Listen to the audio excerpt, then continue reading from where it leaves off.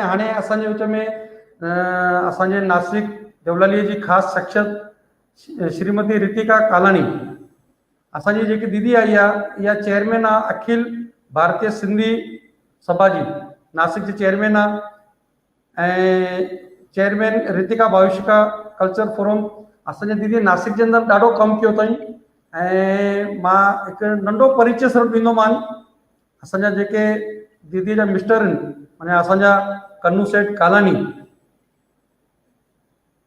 तव्हां जे उन्हनि जे ऑफिस में वेंदो या उन सां मिलणु वेंदो, ॾाकण ते जेको बि सोचींदो ऐं तव्हां ऑफिस में वेंदो तव्हांजी इच्छा पूरी थींदी।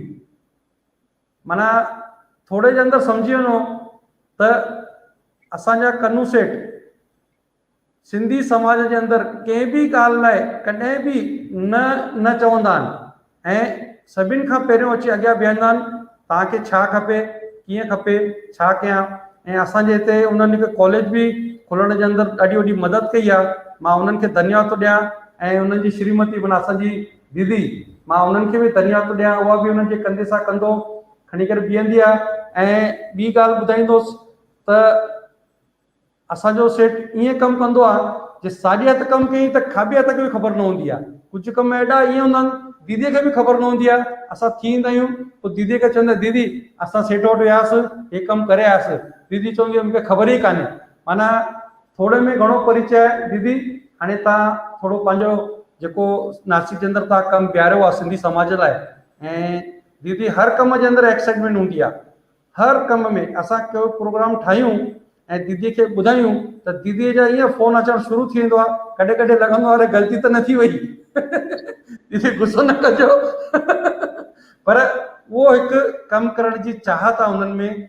कमु करण जे पुठियां जेको फॉलो वठिणो आहे उहो फॉलो वठिणो आहे ऐं कमु सुठो कीअं थिए इहो उन्हनि जी हिकु मेन दृष्टि हूंदी आहे। भई जेको बि कमु थिए सुठो थिए, सुहिणो थिए ऐं सभिनि खे वणे ऐं सभिनि जे मन खे भाए। त दीदी तव्हां पंहिंजे थोरो नासिक जे अंदरि तव्हां छा छा कमु कंदा आहियो सिंधी समाज लाइ, त थोरे जे अंदरि तव्हां ॿुधाईंदो त असां बि जेको उन मां कोई कमु रहिजी वियो हुजे असां बि उहो करणु शुरू कंदासीं तव्हांजे आशीर्वाद सां।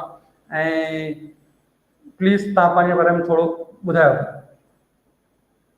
जय झूलेलाल। जय झूलेलाल।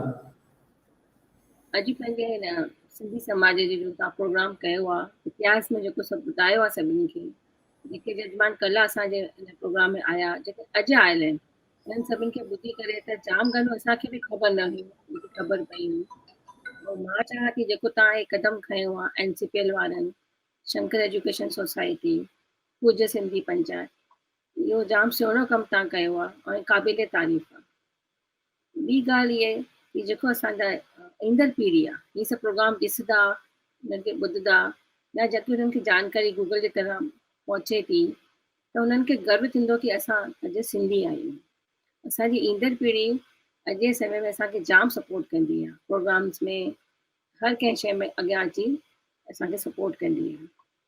जॾहिं मूंखे नासिक में सिंधी सखी चूंडियो वियो हुयो तंहिं महिल 2006 जो टाइम हो। तंहिं महिल असां श्री प्रेम तोलानी ऐं मिस्टर बलानी अंकल जेके असां चवंदा आहियूं, उन्हनि असांखे अॻियां करे असांखे चयो कि तव्हां हाणे अॻियां डोर लेडीज़ संभाले, छोकी हुनजो बि चङो योगदान आहे। त उन्हनि असांखे प्रोग्राम करण लाइ चया, त उन्हनि जे मुंहिंजे आशीर्वाद सां असां नंढा वॾा जाम प्रोग्राम कया। इन में सिंधी खाधा, सिंधी ॿारनि जी फुलवारियूं, 7 शहीद हेमू कलानी शहीद दिवस, तॾहिं असांखे एॾो सपोर्ट न मिलंदो ॿारनि जो। चवंदा ॿार असांखे फ़ोन करे भई आंटी आप हिंदी में करेंगे, इंग्लिश में करेंगे तो हम आएंगे, सिंधी में हमको नहीं जमता है। तो मां उन्हनि खे जाम फोर्स कंदी कि नहीं आप आइए, कोशिश तो करिए ना, हम प्रोग्राम करेंगे, नहीं हुआ तो देखेंगे आगे। पर वो सपोर्ट घटि मिलंदो जाम। उन खां पोइ डिस्ट्रिक्ट पंचायत आहे पंहिंजी नासिक जी, उन में असांखे सहयोग मिलियो। उन में मां प्रोग्राम थोरा वॾे स्केल ते कया ऐं थोरो उन्हनि खे मतिलबु ॿारनि खे करण लाइ भई झूलेलाल भॻवानु छा आहे, त उन्हनि खे समर कैंप, ड्रॉइंग कॉम्पिटिशन, थोरो सोचे करे भई डांडिया रखिया त भई सिंधी फूड बि रखंदासीं, ईअं करे उन्हनि खे वधायोसीं प्रोग्राम खे। उन में असांखे सपोर्ट थोरो मिलणु शुरू थियो ऐं ॿारनि बि इंट्रस्ट ॾेखारणु शुरू कयो। उन खां पोइ असां 2016 में बेसिस जो प्रोग्राम कयोसीं। उन में असांखे नासिक में युवा दान हेल्प कई, मदद कई। उन में असां 30 साल खां ॿार खयासीं और 65 ईयर ओल्ड ताईं माण्हू खयासीं। उन प्रोग्राम में असांखे नंढे वॾे ॿारनि, युवा मंच, लेडीज़ सभिनी जाम सपोर्ट कयो। और उन प्रोग्राम में असां टॉपिक खयासीं भई बेटी बचाओ या यंगस्टर जा जेके प्रॉब्लम आहिनि, रंगारंग प्रोग्राम कयासीं। उन प्रोग्राम जी सक्सेस असांखे ॾाढी मतिलबु नासिक लाइ असांखे ॾाढी मतिलबु सुठी हुई।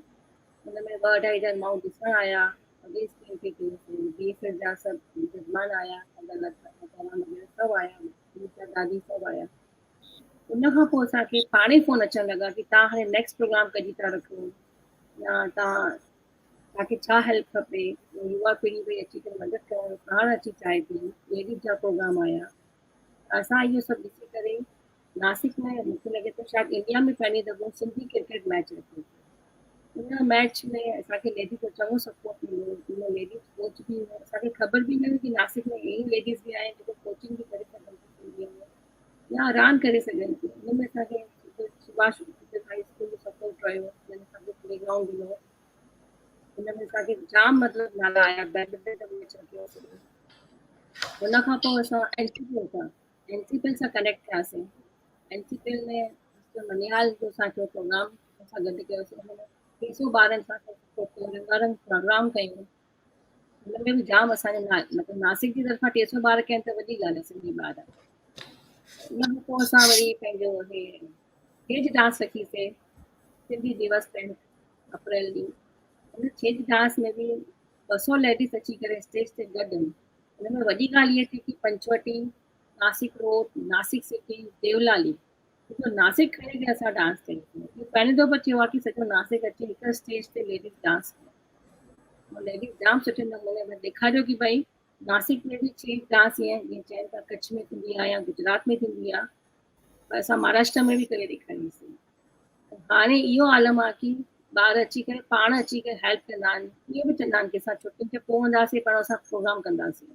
मतिलबु नासिक लाइ ॾाढी सुठी ॻाल्हि आहे कि हाणे मूंखे कंहिंखे बि मतिलबु हिकिड़ो ख़ाली प्रोग्राम जो तव्हां ख़ाली नालो लिखो, हुन में तव्हांखे जाम सपोर्ट ईंदो आहे। लेडीज़ थियनि, असांजा भाउर थियनि, जेके नासिक में ॿिया बि भाउर चङा आहिनि जेके असांखे हेल्प कंदा आहिनि, मदद कंदा आहिनि। इन करे मां चाहियां थी जेको इतिहास असां चयूं था कि इतिहास आहे, उहो इतिहास खे असां खणी करे अॻियां जेके ॿी ॻाल्हियूं आहिनि नासिक में, उन्हनि खे खणी करे अगरि असां ॿारनि खे सेखारियूं त ॿार चङो इंट्रस्ट ॾेखारींदा आहिनि उन्हनि में। मां 2 ॻाल्हियूं इहे चवणु चाहींदसि। हिकु त भई असां सोचियो आहे कि सिंधी गुरमुचो जेकी सिंधी कढ़ाई थींदी आहे उहो हाणे लुप्त थी वई आहे। जीअं हाणे असांखे दादा जन चयो कच्छ में सभु थींदो आहे, कच्छी ऐं सिंधी कढ़ाई जाम मिलंदी जुलंदी आहे, पर सिंधी कढ़ाई लुप्त थी वई आहे। त उनखे अॻियां अची करे असां नासिक में इहो कमु कयूं, लेडीज़ खे हिकु आत्मनिर्भर बि ठाहियूं, उन्हनि खे सेखारियूं, उन्हनि खे अॻियां कमाइण जो तरीक़ो या उन में बुटीक ते बि अची करे जीअं थिए उनजी नालो बि थिए कढ़ाई, जो कि हिकु आर्ट असांजी हीअ बि आहे सिंधियुनि जी। त इहो हिकिड़ो सोचियो आहे। लॉकडाउन जे करे थोरो कमु पुठियां आहे। लॉकडाउन खां पोइ असां सोचियो आहे कि सभिनि खे जोड़े करे पोइ इहो बि कमु असां कंदासीं। बाक़ी मां चाहींदसि कि भई एनसीपीएल जेको क़दम खयो आहे, असांजे रतन भाउ नालो ई रतन काथे कमु रतन आहे, चवंदा आहिनि रतन हिकिड़ो कीमती शइ थींदी आहे, त उन्हनि जो असांखे सपोर्ट चङो रहियो आहे। हिन प्रोग्राम में बि जेको उन्हनि सभिनि खे अॻियां अची करे कयो आहे इहो सभु, त इहो हिकु तारीफ़ क़ाबिल आहे। मां तव्हांखे मुंहिंजी शुक्रिया। दीदी धन्यवाद। सभिनि जे जुड़ण सां कमु थींदो आहे। तव्हां जेकी ॻाल्हि ॿुधाई उन ॻाल्हि जो मां तव्हांखे मिसाल थो ॾियां।